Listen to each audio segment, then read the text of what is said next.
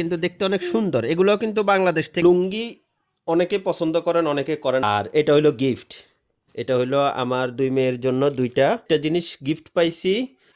লুঙ্গি অনেকে পছন্দ করেন, অনেকে করেন না। বাট আমার একটা প্রিয় পোশাকের মধ্যে একটা হইলো লুঙ্গি। সো এই লুঙ্গি এটা, আর এই যে এটা, আর এই পাঞ্জাবি। এটা আমার একমাত্র বউ দেশের থেকে আনাইছে, আমার খুব কাছের রিলেটিভরে দিয়ে। আর এটা হইলো গিফট। এটা হইলো আমার 2 মেয়ের জন্য 2টা। এটা একটা জামা, এটা একটা জামা।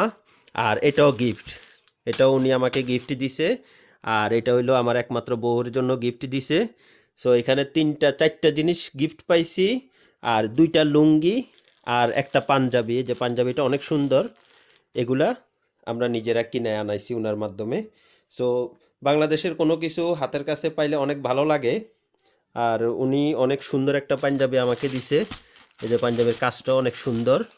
এই যে এখানে 2টা ব্যাসলাইট আছে, ব্যাসলাইট 2টা কিন্তু দেখতে অনেক সুন্দর। এগুলোও কিন্তু বাংলাদেশ থেকে আসলে, বাংলাদেশ বলতে এগুলো কিন্তু রায়পুর থেকে আসছে।